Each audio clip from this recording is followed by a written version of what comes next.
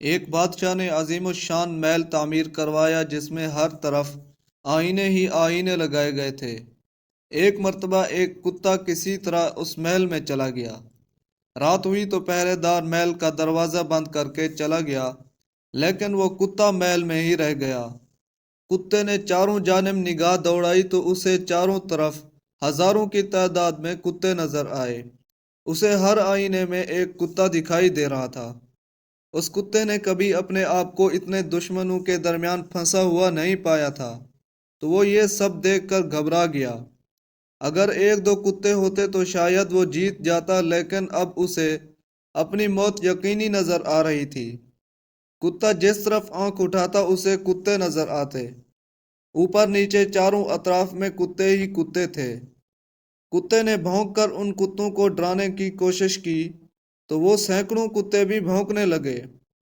آواز تو نہیں آ رہی تھی، مگر کتوں کا جسم حرکت کرتا دیکھ کر اس کے جسم کی رگ رگ کانپنے لگی۔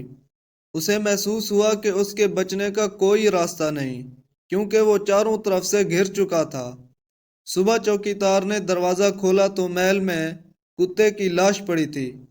محل خالی تھا، اس محل میں کوئی بھی موجود نہ تھا جو اسے مارتا، لیکن کتے کے پورے جسم میں زخموں کے نشان تھے۔ وہ خون میں لت پت تھا، مگر ایسا کیسے ہوا؟ کیونکہ خوف کے عالم میں وہ کتا بھونکا اور دیواروں سے ٹکرایا، اور اسی حال میں وہ مر گیا۔ آئینوں سے جھپٹنے سے وہ زخمی ہوا۔ تو ناظرین، ہمارے تمام تعلقات آئینوں کی مانند ہیں۔ ان سب میں ہم اپنی ہی تصویر دیکھتے ہیں، چاہے نفرت سے دیکھیں یا محبت سے۔ آدمی یہ دیکھ رہا ہوتا ہے کہ سب لوگ اس سے نفرت کرتے ہیں، اور اسی طرح اسے لگتا ہے کہ سب لوگ اس سے محبت کرتے ہیں۔ یعنی جیسے ہم کسی سے پیش آتے ہیں، سامنے والا بھی ویسا رویہ اختیار کرتا ہے۔ لالچی آدمی کو یوں معلوم ہوتا ہے کہ سب اس کو لوٹنے کے منصوبے بنا رہے ہیں۔ وہ اپنے لالچ کی تصویر دنیا کے آئینہ خانے میں دیکھتا ہے۔ شہوانیت کا مریض سوچتا ہے کہ ساری دنیا اسے جسم پرستی کی دعوت دے رہی ہے۔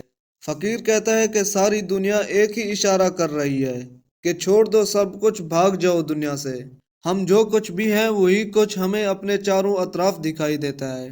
سارا جہان آئینہ ہے جس میں ہمیں اپنا آپ دکھائی دیتا ہے۔ آپ نے ارد گرد کے آئینوں کو اپنے عمل سے بہتر بنانا ہے، جس سے آپ کی زندگی بھی پرسکون ہو جائے گی۔